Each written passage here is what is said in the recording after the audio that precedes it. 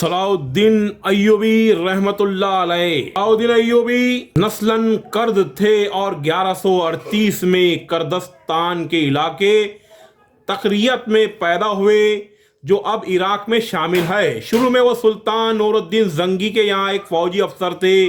مصر کو فتح کرنے والی فوج میں صلاح الدین ایوبی بھی موجود تھے اور اس کے سپہ سالار شیر کو صلاح الدین کے چچا تھے۔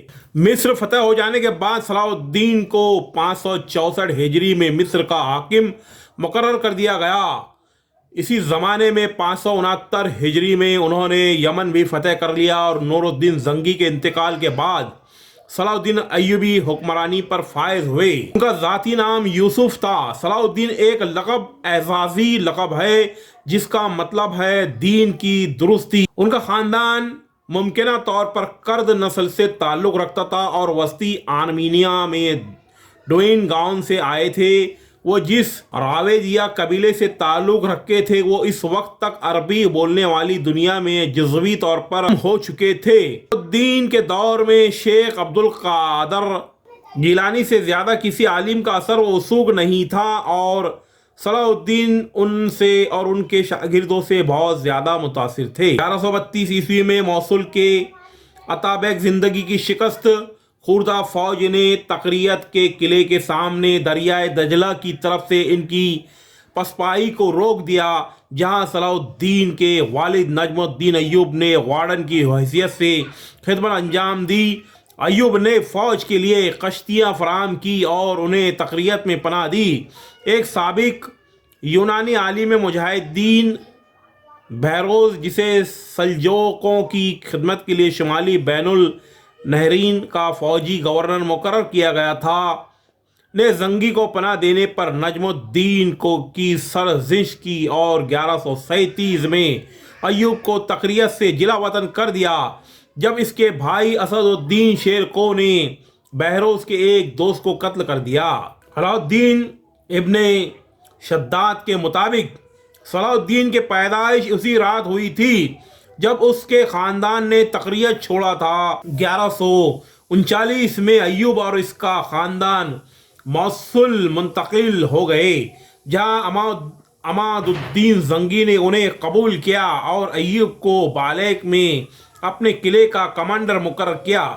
1146 میں زنگی کی موت کے بعد اس کا بیٹا نور الدین حلب کا حاکم اور زنگیوں کا رہنما بن گیا۔ صلاح الدین دمشق سے خاص لگاؤ رکھتے تھے لیکن ان کے ابتدائی بچپن کے بارے میں معلومات بہت کم ہیں۔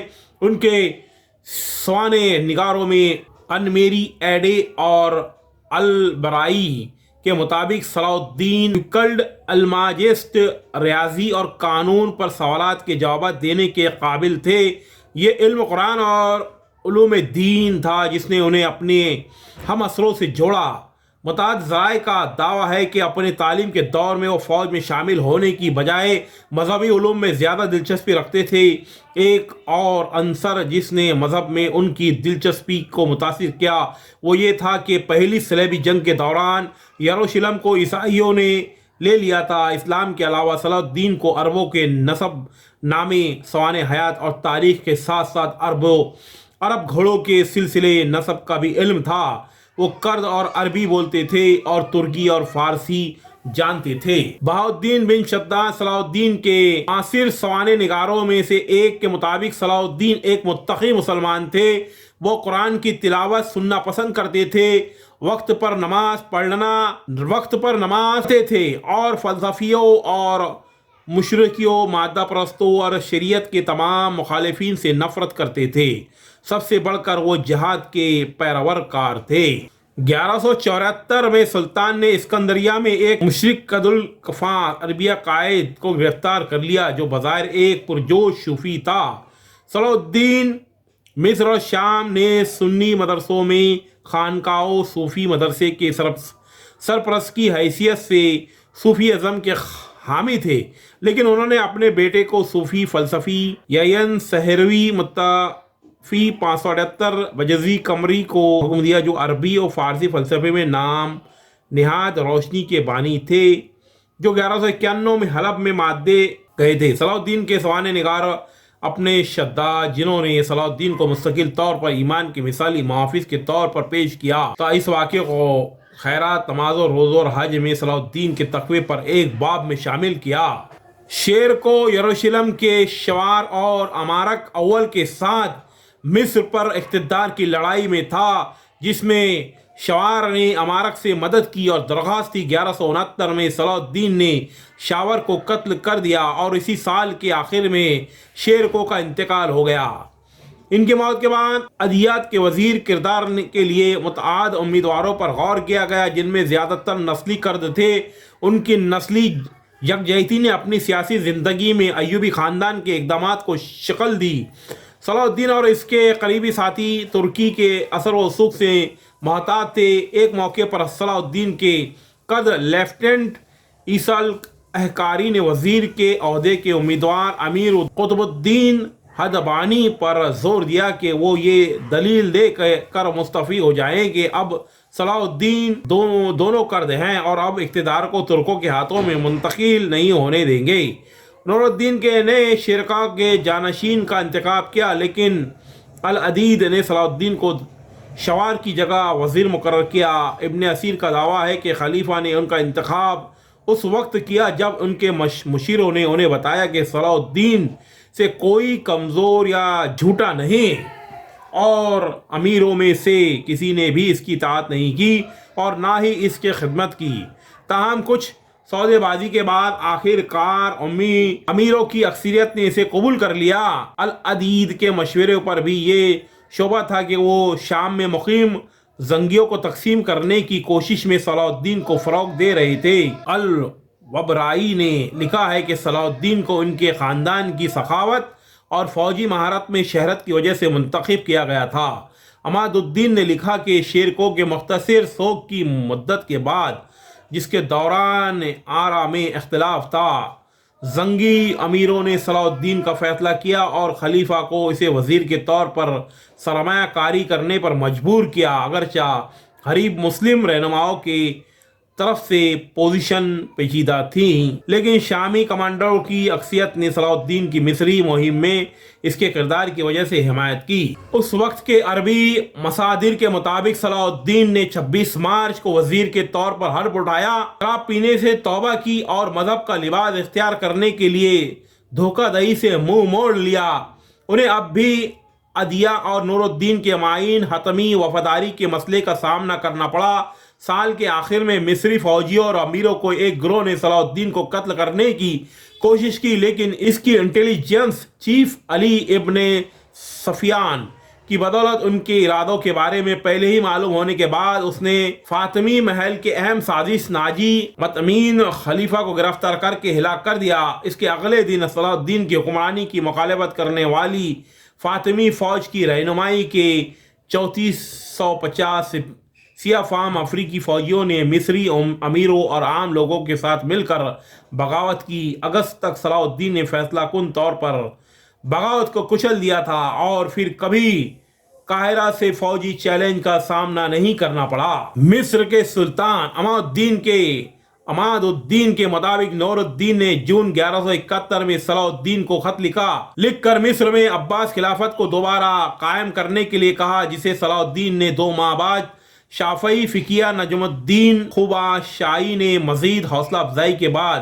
مربوط کیا، جنہوں نے ملک میں شیعہ حکمرانی کی شدید مخالفت کی تھی۔ اس طرح بہت سے مصری اور امیر مارے گئے، لیکن عدیہ کو بتایا گیا کہ وہ اس کے خلاف بغاوت کرنے کی وجہ سے مارے گئے تھے۔ اس کے بعد وہ بیمار ہو گیا اور ایک روایت کے مطابق زہر دیا گیا۔ بیمار ہونے کے دوران اس نے صلاح الدین سے کہا کہ وہ اپنے چھوٹے بچے کو دیکھ بھال کرنے کی درخواست کرے، لیکن صلاح الدین نے عباسیوں کے ساتھ خیانت کے خوف سے انکار کر دیا، اور کہا جاتا ہے کہ اسے یہ احساس ہونے کے بعد اپنے عمل پر پچھتاوا ہوا کہ عدید کے کیا چاہتا تھا۔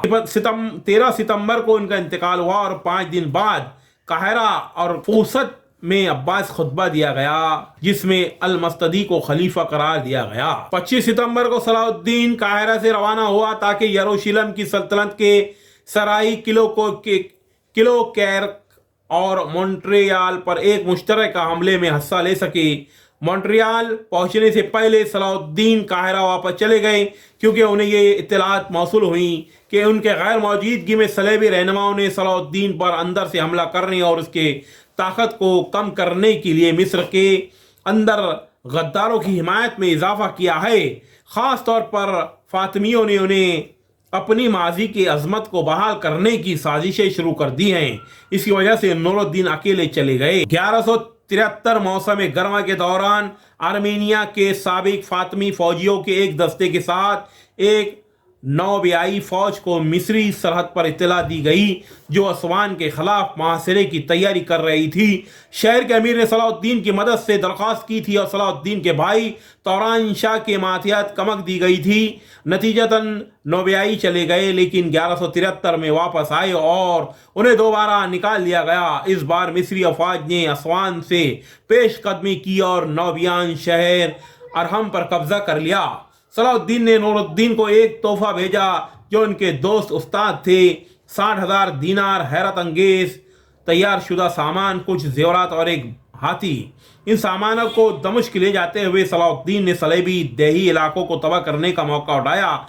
उसने सराई किलों पर हमला नहीं किया, बल्कि सलेबी इलाकों में रहने वाले मुसलमान बद्दुओं को बाहर निकालने की कोशिश की, जिसका मकसद फिरंगी को गाइड से महरूम करना था। 31 जुलाई 1173 को सलाउद्दीन के वालिद अय्यूब घोड़े की सवारी के हादसे में जख्मी हो गए और बिलाखिर 9 अगस्त को उनकी मौत हो गई। इस दौरान सलाउद्दीन ने तौरान शाह को यमन को फतह करने के लिए भेजा, ताकि इसे इसकी बंदरगाह अदन को अय्यूबी खानदान के इलाकों में मख्तस किया जा सके। फतेह दमिश्क 1174 के मौसम गर्मा के अवाइल में नूरुद्दीन की फौज जमा कर रहा था। मौसिल, दरिया बकर और जजीरा के वजीरों को समन भेज रहा था कि सलाउद्दीन के मिस्र के खिलाफ हमले की तैयारी करने के लिए इन तैयारों के इंकशाफ पर एक काउंसिल का इनेकाद किया और सलाउद्दीन ने काहिरा के बाहरी अपनी फौज जमा की। 15 मई को नूरुद्दीन गुज़िश्ता हफ्ते बीमार पड़ने के बाद इंतकाल कर गए और उनका इख्तिदार उनके 11 साला बेटे साले इस्माइल उल मुल्क के हवाले कर दिया गया। उनकी मौत ने सलाउद्दीन को सियासी आज़ादी दी और साले को लिखे गए एक खत में उन्होंने अपने दुश्मनों के खिलाफ तलवार की तरह काम करने का वादा किया और अपने वालिद की मौत को जल्जले का झटका करार दिया। नूरुद्दीन की मौत के बाद सलाउद्दीन को एक मुश्किल फैसले का सामना करना पड़ा। वो मिस्र से सलेबियों के खिलाफ अपनी फौज मुंतकिल कर सकते थे या शाम में साले की तरफ से इसकी मदद के लिए आए और वहां से जंग शुरू करने के दावत तक इंतजार कर सकता था। लेकिन इससे डर था कि एक ऐसी सरजमीन पर हमला करना जो पहले इसके आका की मलकियत थी, जिस पर वो ईमान रखता था, इसे मुनाफिक के तौर पर पेश कर सकता है। इस तरह वो सलेबियों के खिलाफ जंग की क़यादत करने के लिए नामुनासिब हो जाएगा। सलाउद्दीन ने देखा कि शाम पर कब्जा करने के लिए इसे या तो साले की दावत को ज़रूरत या इसे मुतनब्बा करने की ज़रूरत है। अगस्त में साले को हलब मुंतकिल किया गया तो शहर के अमीर और नूरुद्दीन के साबिक फौजियों के एक कप्तान कमिश्तगीन ने इनके सरपरस्ती संभाली और अमीर ने दमिश्क से शुरू करते हुए शाम और जजीरा में अपने तमाम हरीफों को इख्तिदार से बेदखल करने की तैयारी की। इस हंगामी सूरत हाल में दमिश्क के अमीरों ने मौसूल के सैफुद्दीन गोश्तिगीन के चचाजाद भाई से हलब के खिलाफ मदद की अपील की, लेकिन उसने इनकार कर दिया, जिसकी वजह से शामियों को सलाउद्दीन की मदद की दरख्वास्त करने पर मजबूरन होना पड़ा। सलाउद्दीन 700 मुंतखब घोड़ा सवारों के साथ सहरा में सवार हुए और अलकर्क से गुजरते हुए बसरा पहुंचे। उनके साथ अमीर, सिपाही और बद्दू भी शामिल थे। नवंबर को वो दमिश्क पहुंचे और वहां अपने वालिद के पुराने घर में आराम किया। दमिश्क के किले के दरवाजे को उनके भाई तखलीन ने बिन अय्यूब के मुख्तसर मुहासरे 4 दिन में बाद सलाउद्दीन के लिए खोल दिया गया। सलाउद्दीन ने अपने कारनामों में नूरुद्दीन जंगी पर भी बाजी ले गए। उनमें जहाद का जज्बा कूट कूट कर भरा हुआ था और बैतुल मुक़द्दस की फतेह इनके साथ बड़ी ख्वाहिश थी। मिस्र के बाद सलाउद्दीन ने 1182 तक शाम, मौसल, हलब वगैरह फतेह कर लिए और अपने सल्तनत में शामिल कर लिए। इस दौरान में सलेबी सरदार रेनॉल वोड़ा के साथ 4 साला मुआहदा सुलह हो चुका था, जिसके रूह से दोनों एक दूसरे की मदद करने के पाबंद थे। लेकिन यह मुआहदा महज कागजी और रस्मी था صلیبی بدستور اپنی اشتعال انگیزوں میں مصروف تھے اور مسلمانوں کے قافلوں کو برابر لوٹ رہے تھے۔ مذاکرات میں ناکامی پہ صلاح الدین نے شہر کا محاصرہ کر لیا۔ صلاح الدین کی افواج بروج داؤد اور باب دمشق کے سامنے کھڑی ہو گئی اور تیر اندازوں نے حملے کا آغاز کیا۔ اس کے علاوہ منجنکے کے ذریعے شہر پر سنگ باری کی گئی۔ صلاح الدین کی فوج نے کئی مرتبہ دیواریں توڑنے کی کوشش کی لیکن مسیحیوں نے اسے ناکام بنا دیا۔ 6 روزہ محاصرے کے بعد صلاح الدین نے افواج کو شہر کے دوسرے حصے کی جانب منتقل کر دیا۔ حملہ جبیل زیتون کی جانب سے کیا جائے گا۔ 29 ستمبر کو مسلم افواج شہر کی فصل کا ایک حصہ گرانے میں کامیاب ہو گئی، تاہم وہ فوری طور پر شہر میں داخل نہ ہوئیں اور دشمن کی اکثری قوت کو ختم کرتی رہیں۔ حطین کے فتح کے بعد صلاح الدین نے بیت المقدس کی طرف رخ کیا۔ ایک ہفتے تک خون ریز جنگ کے بعد مسیحیوں نے ہتھیار ڈال دیے اور رحم کی درخواست کی۔ بیت المقدس پورے 88 سال بعد دوبارہ مسلمانوں کے قبضے میں آیا اور تمام فلسطین سے مسیحی حکومت کا خاتمہ ہو گیا۔ بیت المقدس کی فتح صلاح الدین ایوبی کا عظیم الشان کارنامہ تھا۔ اس نے مسجد اقصی سے داخل ہو کر نور الدین زنگی کا تیار کردہ ممبر اپنے ہاتھ سے مسجد میں رکھا۔ اس طرح نور الدین زنگی کی خواہش اس کے ہاتھوں پوری ہوئی۔ صلاح الدین ایوبی وہ پہلے حکمراں تھے جو 2 مقدس مساجد کے نگہبان کہلائے گئے تھے۔ صلاح الدین نے بیت المقدس میں داخل ہو وہ مظالم نہیں کیے جو اس شہر پر قبضے کے وقت مسیح افواج نے کیے تھے۔ صلاح الدین ایک مثالی فاتح کی حیثیت سے بیت المقدس میں داخل ہوا۔ اس نے زرقدیہ لے کر ہر مسیح کو امان دے دی اور جو غریب فدیہ نہ ادا کر سکے ان کے فدیے کی رقم صلاح الدین اور اس کے بھائی ملک عدال نے خود ادا کی۔ بیت المقدس پر فتح کے ساتھ یروشلم کی وہ مسیح حکومت بھی ختم ہو گئی جو فلسطین میں 1099 عیسوی سے قائم تھی۔ اس کے بعد جلد ہی سارا فلسطین مسلمانوں کے قبضے میں آ گیا۔ بیت المقدس پر تقریباً 761 سال مسلسل مسلمانوں کی حکومت رہی، حالانکہ 1948 میں امریکہ، برطانیہ، فرانس کی سازش سے فلسطین کے خلا علاقے میں یہودی سلطنت قائم کی گئی اور بیت المقدس کا نصف حصہ یہودیوں کے قبضے میں چلا گیا۔ 1966 کے عرب اسرائیل جنگ میں بیت المقدس پر اسرائیلیوں نے قبضہ کر لیا۔ صلاح الدین ایوبی کی سیرت۔ صلاح الدین ایوبی بڑے بہادر اور فیاض تھے۔ لڑائیوں میں انہوں نے مسیحیوں کے ساتھ اتنا اچھا سلوک کیا کہ مسیح آج بھی ان کی عزت کرتے ہیں۔ ان کو جہاد کا اتنا شوق تھا کہ ایک مرتبہ ان کے نچلے دھڑ میں پھوڑے ہو گئے، ان کی وجہ سے وہ بیٹھ کر کھانا نہیں کھا سکتے تھے، لیکن اس حالت میں بھی جہاد کی سرگرمی میں فرق نہ آیا۔ صبح سے زور تک اور عصر سے مغرب تک برابر گھوڑے کی پیٹھ پر رہتے۔ ان کی خود تعجب ہوتا تھا کہ کہاں کرتے تھے کہ جب تک گھوڑے کی پیٹھ پر رہتا ہوں ساری تکلیف جاتی رہتی ہے، اس سے اترنے پر پھر تکلیف شروع ہو جاتی ہے۔ مسیحیوں سے صلح ہو جانے کے بعد صلاح الدین نے مسیحیوں کو بیت المقدس کی زیارت کی اجازت دے دی۔ اجازت ملنے پر یورپ کے زائرین جو برسوں سے انتظار کر رہے تھے اس کثرت سے ٹوٹ پڑے کہ شاہ رجڑ کے لیے انتظام قائم رکھنا مشکل ہو گیا اور اس نے سلطان سے کہا کہ وہ اس کی تحریر اور اجازت نامے کی بغیر کسی کو بیت المقدس میں داخلے نہ ہونے دیں۔ سلطان نے جواب دیا، زائرین بڑی بڑی مسافتیں طے کر کے زیارت کے شوق میں آتے ہیں، ان کو روکنا مناسب نہیں۔ سلطان نے نہ صرف یہ کہ ان زائرین کو ہر قسم کی آزادی دی بلکہ اپنی جانب سے لاکھوں زائرین کی مدرات، راحت، آسائش اور دعوت کا انتظام بھی کیا۔ صلاح الدین کا غیر مسلموں سے سلوک عین اسلامی تعلیمات کے مطابق تھا اور یہ اس کا ثبوت ہے کہ اسلامی حکومت میں غیر مسلموں کی حقوق بھی اس طرح محفوظ ہوئے ہیں جس طرح مسلمانوں کے۔ نور الدین کی طرح صلاح الدین کی زندگی بھی بڑی سادہ تھی۔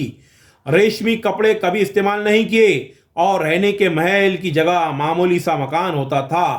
سلطان ایک سچے اور پکے مسلمان تھے۔ قاہرہ میں قبضے کے بعد جب آپ نے فاطمی حکمرانوں کے محلات کا جائزہ لیا تو وہاں بے شمار جواہرات، سونے چاندی کے برتن جمع تھے۔ صلاح الدین نے یہ ساری چیزیں اپنے قبضے میں لانے کی بجائے بیت المال میں داخل کرا دی۔ محلات کو عام استعمال میں لایا گیا اور ایک محل میں عظیم الشان خانقاہ قائم کی گئی۔ فاطمیوں کے زمانے میں مدرسے قائم نہیں کیے گئے تھے۔ شام میں تو نور الدین زنگی کے زمانے میں مدرسے اور شفا خانے قائم ہوئے، لیکن مصر اب تک محروم تھا۔ صلاح الدین نے یہاں کثرت سے مدرسے شفا خانے قائم کیے۔ ان مدارس میں طلباء کے قیام و طعام کا انتظام بھی سرکار کی طرف سے ہوتا تھا۔ قاہرہ میں صلاح الدین کے قائم کردہ شفا خانے کے بارے میں ایک سیاح ابن جبیر لکھتا ہے کہ یہ شفا خانہ ایک محل کی طرح معلوم ہوتا ہے جس میں دواؤں کا بہت بڑا ذخیرہ ہے۔